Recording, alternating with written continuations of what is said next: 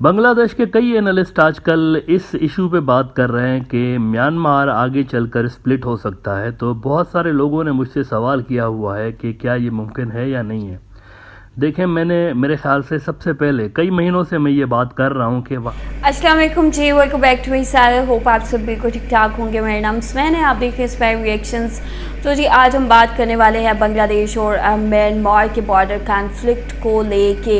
ये कॉन्फ्लिक्ट जो है डे बाय डे ख़तरनाक सूरत हाल अख्तियार करता हुआ नज़र आ गया है। यहाँ पे जैसा कि मैंने आप लोगों से शेयर किया कि रोहिंग्यंस जो है बांग्लादेश में एंटर होना स्टार्ट हो गए हैं। बांग्लादेश की पूरी कोशिश है कि उनको रोका जाए, लेकिन इसके बावजूद वो एंटर हो रहे हैं। यहाँ पे मुख्तलिफ मीडिया आउटलेट्स हैं जो बात कर रहे हैं, इस चीज़ को लेके एनालिसिस कर रहे हैं। यहाँ पे कहा जा रहा है कि म्यांमार जो है उसके दो टुकड़े हो सकते हैं। इस चीज़ को लेके पाकिस्तानी मीडिया की जानिब से बात की जा रही है। एक काफ़ी अच्छा एनालिसिस है जो कि म्यांमार और बांग्लादेश की बॉर्डर सूरत हाल को लेके दिया जा रहा है। पाकिस्तानी मीडिया क्या कह रहा है, अभी ये रिपोर्ट आज मैं आप लोगों से देखूंगी। काफ़ी इंटरेस्टिंग किस्म की रिपोर्ट है। रिपोर्ट आप लोगों ने पूरी देखनी है। वीडियो देखने से पहले अगर अभी तक आप लोगों ने मेरे चैनल को सब्सक्राइब नहीं किया हो तो मेरे चैनल को जल्दी से सब्सक्राइब कर लें। बेल आइकन को क्लिक करके ऑल पे क्लिक कर दें ताकि जब भी वीडियो अपलोड करूँ आप लोगों को लाजमी नोटिफिकेशन मिले। वीडियो को जल्दी से लाइक कर दें, लाइक का बटन सामने उसे जल्दी से क्लिक कर दें। चलते हैं, देखते हैं वीडियो, लेट्स गो। आज के एपिसोड पे डिस्कशन करने से पहले I would like to request you to subscribe our YouTube channel and follow us on Facebook and Twitter as well. इसके अलावा अगर आप हमें सपोर्ट करना चाहते हैं तो that you can do through a Patreon also. Facebook, Twitter और पेट्रियन की जो लिंक्स हैं वो इस वीडियो की डिस्क्रिप्शन में आपको मिल जाएंगी। इसके अलावा इस चैनल के अबाउट सेक्शन में भी आपको इन तीनों वेबसाइट्स की लिंक्स मिल जाएंगी। बांग्लादेश के कई एनालिस्ट आजकल इस इशू पे बात कर रहे हैं कि म्यांमार आगे चलकर स्प्लिट हो सकता है। तो बहुत सारे लोगों ने मुझसे सवाल किया हुआ है कि क्या ये मुमकिन है या नहीं है। देखें, मेरे ख्याल से सबसे पहले कई महीनों से मैं ये बात कर रहा हूँ कि वहाँ पर नेशनल यूनिटी गवर्नमेंट बनी हुई है जो कि प्रो डेमोक्रेटिक फोर्सेस की एक मुश्तरका गवर्नमेंट है, जिसके अंदर बहुत सारे मिलिटेंट विंग्स भी हैं और उसके अंदर सियासी जमातें भी हैं। और मैं आपको यहाँ पर बताता रहा हूँ कई महीने से कि इनके म्यांमार के कई इलाकों के अंदर गवर्नमेंट बनी हुई है। उनके एजुकेशन डिपार्टमेंट्स हैं, हेल्थ डिपार्टमेंट्स हैं, एनर्जी के डिपार्टमेंट्स हैं। तो अगर एक मुल्क के अंदर दो गवर्नमेंट्स होती हैं तो स्प्लिट तो ऑलरेडी पैदा हो गई ना। मतलब ये तो मैंने बहुत पहले बात की हुई है यहाँ पर कि वहाँ स्प्लिट हो गई है ऑलरेडी। अब ये स्प्लिट गहरी कितनी होती है, मतलब क्या ये उस लेवल पर पहुँचेगी कि मिलिट्री जनता कंट्रोल कर पाए इसको या न कर पाए। असल क्वेश्चन ये है म्यांमार स्प्लिट होगा या नहीं होगा, this is not the question. वो ऑलरेडी स्प्लिट हो चुका है। सिर्फ ये क्वेश्चन है कि मिलिट्री जनता उसको कंट्रोल कर पाएगी या नहीं कर पाएगी। उसके लिए वो कोशिशें कर रही है कि इनको कंट्रोल करें। गुज़िश्ता चंद दिनों में म्यांमार की फौज से 2 मरतबा बैक टू बैक बांग्लादेश की सरहद पर एग्रेशन दिखाया गया है। पहले उन्होंने मॉर्टर शेल्स गिराए थे, आपको याद होगा कुछ दिन पहले अगस्त में बांग्लादेश के अंदर शेल गिराए उन्होंने। और उसके कुछ ही रोज़ के बाद फिर उन्होंने म्यांमार की जो फाइटर जेट्स हैं, एयरफोर्स उनकी, वो घुस के आ गई थी और बांग्लादेश के अंदर फायर खोले उन्होंने। दोनों मरतबा बांग्लादेश ने मिलिटरली रिस्पॉन्ड नहीं किया, जो कि मैं कहता हूं कि गलती है बांग्लादेश की। उनको मिलिटरली रिस्पॉन्ड करना चाहिए था। जब यहां पर उन्होंने मॉर्टर शेल्स गिराए हैं तो उनको भी वहां पर फड़काने चाहिए थे। 4-6 कम से कम शेल्स म्यांमार के अंदर फड़काने चाहिए थे, लेकिन उन्होंने नहीं किया था। ये मेरे ख्याल से गलती है बांग्लादेश की। और नेवरदलेस उन्होंने डिप्लोमेटिक लेवल पर प्रोटेस्ट किया था म्यांमार से। अब कहने को भले म्यांमार कह रहा हो कि भाई हमने अनइंटेंशनली ये कार्रवाइयाँ की हैं, हमारा ना टारगेट बांग्लादेश नहीं था, हमारा टारगेट हमारे जो बागी हैं अराकान आर्मी वाले उन पे हम फायर मार रहे थे, गलती से आपकी तरफ लग गए। ये कहने को उनकी बातें हैं, लेकिन इवेंट्स बता रहे हैं। मैं हमेशा इवेंट्स का पैटर्न फॉलो करके बात कर रहा होता हूँ। इवेंट्स का पैटर्न मुझे बता रहा है कि दाल में कुछ काला है या फिर पूरी की पूरी दाल ही काली है। हाउ म्यांमार ने, देखें ज़रा शुरू से शुरू करते हैं ना। म्यांमार ने पहली बार ये हरकत नहीं की हुई है। बांग्लादेश के ऊपर भी और इर्द गिर्द के जो दूसरे म्यांमार के पड़ोसी हैं उसके ऊपर पिछले कुछ सालों के अंदर म्यांमार पे दर पे एक के बाद एक स्ट्राइक्स कर चुका है। ये कोई अनप्रेसिडेंटेड किस्म की चीज़ नहीं हुई है। मिसाल के तौर पर 2014 में म्यांमार ने पहल करते हुए फायर खोले थे। बीजीबी का एक जवान जो था, बॉर्डर गार्ड बांग्लादेश का एक जवान शहीद हो गया उसमें।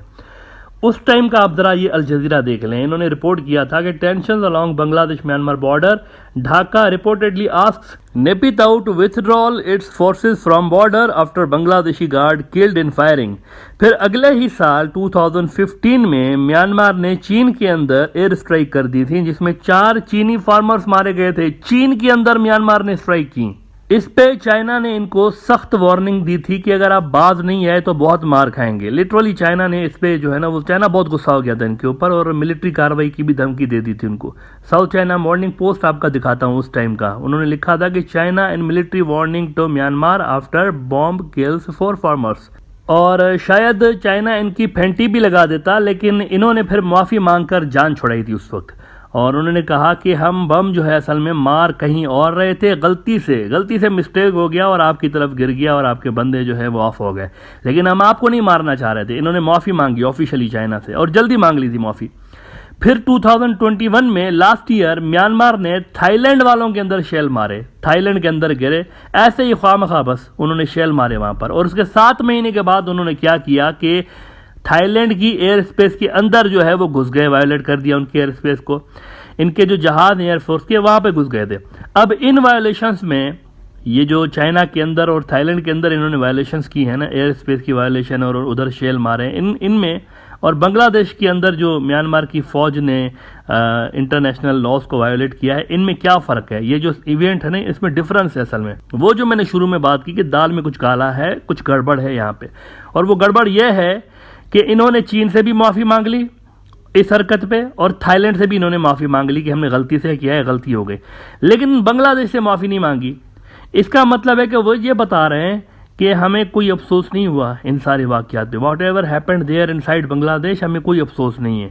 जब कोई माफ़ी मांगता है ना मुल्क डिप्लोमेटिक लेवल पर, तो इसके 2 मतलब होते हैं। एक तो वो अपनी गलती कन्फेस करता है कि हाँ हमसे गलती हुई है, दूसरा वो ये इंश्योर करा रहा होता है कि दोबारा ऐसा नहीं करेंगे, वी वोंट रिपीट दैट। यहाँ माफ़ी ना मांगने का मतलब है कि म्यांमार ऐसी कोई गारंटी नहीं दे रहा बेसिकली कि आगे ऐसा कुछ नहीं हो सकता, इसीलिए वो माफ़ी नहीं मांग रहे। एक तो इस माफ़ी वाले फैक्टर में गड़बड़ नज़र आ रही है कि अगर वो अनइंटेंशनली करते ना तो माफ़ी मांग लेते, फौरी तौर पर माफ़ी मांग लेते, बांग्लादेश को इतना कहना नहीं पड़ता उनको। दूसरा ये कि पहले शेल मारना और उसके बाद एयर स्ट्राइक करना, ये दोनों वाक़यात अगर आप देखें बैक टू बैक की हैं, तकरीबन बैक टू बैक है, गैप नहीं है इनके अंदर ज़्यादा। अगर कोई गलती होती है ना तो वो 2 मरतबा नहीं होती, गलती 1 मरतबा होती है, बैक टू बैक नहीं होती। इसका मतलब है कि शेल गिराने के बाद जो स्ट्राइक्स किए हैं इन्होंने वो इंटेंशनल थे, भले ही वो डिनाई करते रहे कि नहीं हमसे गलती हो गई, लेकिन दे न्यू कि हम बांग्लादेश के अंदर कर रहे हैं और उन्होंने 2 मरतबा किया है। इसका मतलब है कि उन्होंने जानबूझ के किया है ना। सवाल यह है कि why they are doing this, Myanmar ऐसा क्यों कर रहा है? अब मैं कुछ बांग्लादेशी एनालिस्ट को सुन रहा था, एक भाई साहब ने फरमाया, बहुत बड़े एनालिस्ट है, मैं नाम नहीं लेना चाहता, लेकिन वो कह रहे थे कि बर्मा चाहता है कि बांग्लादेश और उनके क्लैशेस हों ताकि दुनिया का ध्यान जो है वो म्यांमार के अंदर होने वाली ये जो ब्रूटल कार्रवाइयाँ जालमाना किस्म की उनसे डाइवर्ट हो और उस जंग की तरफ दुनिया देखे। लेकिन मेरा नहीं ख्याल कि कोई ये सबब हो सकता है, मेरा नहीं ख्याल, I don't by this theory. मेरा नहीं ख्याल कि वो जंग चाहते हैं, वो पहले ही मुल्क के अंदर बुरी तरह से फंसे हुए हैं। वो जो यूनिटी गवर्नमेंट है उन्होंने वो भी कोई उन्होंने तिगनी का नाच नचाया हुआ है उनको, ये कोई छोटी फोर्स नहीं है, वो अच्छा खासा इनको एंगेज कर रहे हैं। नेशनल यूनिटी गवर्नमेंट जो है, अराकान आर्मी की जो फोर्सेज हैं, ठीक ठाक पिटाई लगा रहे हैं इनकी। ऐसे में वो कोई नया फ्रंट क्यों खोलना चाहेंगे? वो तो पहले यही चाहेंगे ना कि मुल्क के अंदर जो हमारे राइवल्स हैं उनको पहले क्रश कर दें, फिर देखेंगे इसको। तो मेरे हिसाब से इन रीसेंट कार्रवाइयों के पीछे रीजन दूसरा है और इससे बड़ा रीजन है असल में म्यांमार के ऊपर इस वक्त चाइना का शदीद दबाव है कि वो रोहिंग्या को वापस ले और जल्दी वापस ले। लेकिन म्यांमार जो है ना, they don't want to do that in near future, वो ऐसा नहीं करना चाहते, इसीलिए वो इन एरियाज के अंदर डेलिबरेटली कार्रवाइयां करके इस तरह की ये बताना चाह रहे हैं उन मुल्कों को जो कि रोहिंग्या की वापसी का इनके ऊपर दबाव डाल रहे हैं कि look, these areas are still disturbed so we cannot accommodate Rohingyas here for now। असल में वो ये मैसेज दे रहे हैं दुनिया को और चाइना को खास तौर पर कि यहाँ पर तो मार धाड़ चल रही है, कैसे लेकर आए इनको। म्यांमार की मिलिट्री जनता इन कार्रवाइयों से केस बिल्ड कर रही है कि हालात अभी ठीक नहीं है रोहिंग्या की वापसी के लिए इन एरियाज के अंदर।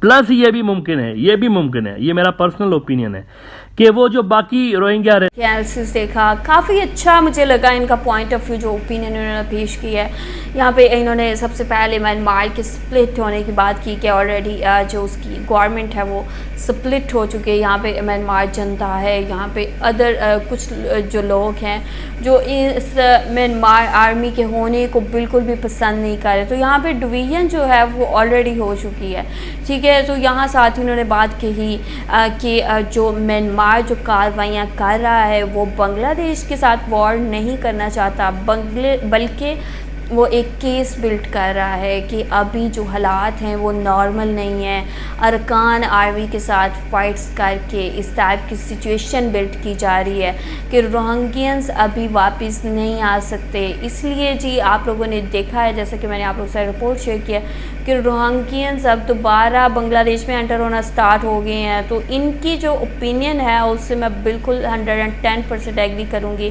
कि यहाँ पे म्यांमार की जानिब से एक चालाकी दिखाई जा रही है, चूँकि वो इस मसले को हल नहीं करना चाहते और चाइना की तरफ से बहुत ज़्यादा दबाव डाला जा रहा है कि वो इस मसले को हल करें।